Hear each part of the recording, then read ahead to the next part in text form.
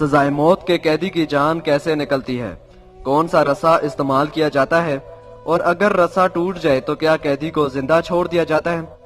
जल्लाद को डॉक्टर से पहले कैदी की मौत का कैसे पता चल जाता है, जानिए ये सब आज की वीडियो में।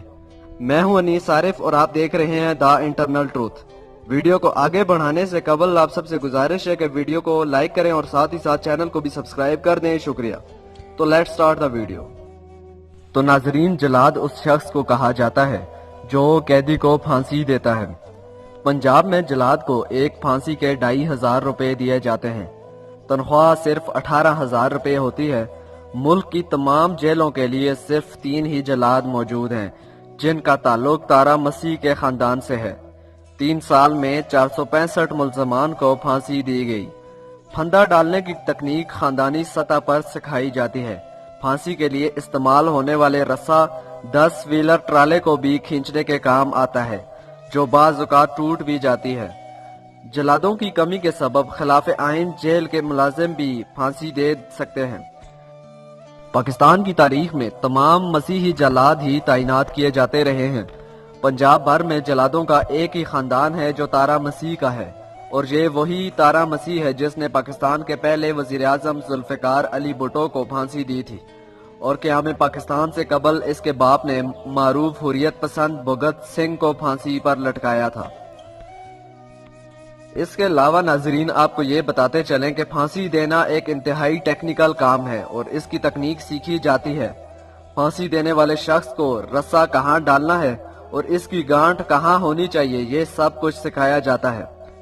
लेकिन ये सब कुछ सीखना हुकूमती सतह पर नहीं होता बल्कि खानदानी सतह पर सिखाया जाता है। रस्से को गले में इस तरह फंसाया जाता है कि इसकी गांठ दाएं कान के नीचे नरम जगह पर लगी रहे।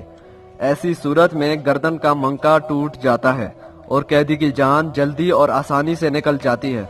और अगर ऐसा ना किया जाए तो मंका नहीं टूटता और अमूमन कैदी का सिर्फ सांस बंद हो जाता है, जिसकी वजह से वो काफी देर फड़कता और अजियत में मुब्तला रहता है।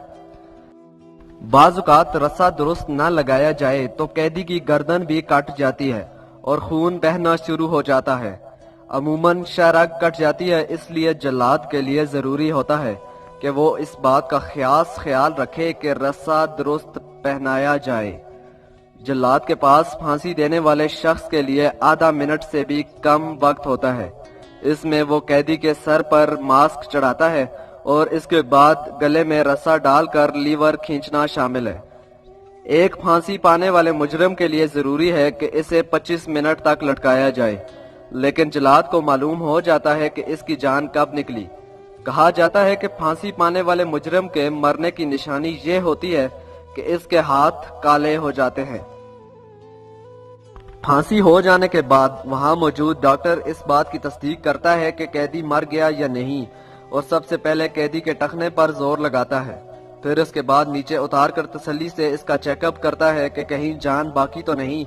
मगर जल्लाद अपने तजर्बे की बुनियाद पर पहले ही देख लेता है कि कैदी की जान किस वक्त निकली। बाज कैदियों की जान जल्दी निकल जाती है और बाज की बहुत मुश्किल से। फांसी के रस्से के साथ एक फालतू रस्सा भी लटकाया जाता है, क्योंकि जज अपने फैसले में लिखते हैं कि इस वक्त तक लटकाओ जब तक जान न निकले। ये बात बिल्कुल गलत है कि रस्सा टूटने पर कैदी को छोड़ दिया जाता है। रस्सा चाहे 4 बार ही क्यों ना टूटे, जान जरूर निकाली जाती है। वैसे तो रस्सा टूटना भी नामुमकिन होता है, क्योंकि ये वो रस्सा होता है जिससे 10 व्हीलर ट्रक को भी खींचा जा सकता है। तो नाजरीन, यही थी आज की वीडियो। उम्मीद है आपको वीडियो पसंद आई हो। दोस्तों, 1 मिनट जरूर रुकिए, कहीं आप वापस तो नहीं जा रहे? वापस जाने से पहले एक बार चैनल को जरूर सब्सक्राइब कर दें, ये हमारी रिक्वेस्ट है, और साथ ही बेल के आइकॉन को भी प्रेस कर दें। शुक्रिया, क्योंकि ये बिल्कुल फ्री है और इसमें आपकी मेहनत नहीं लगेगी।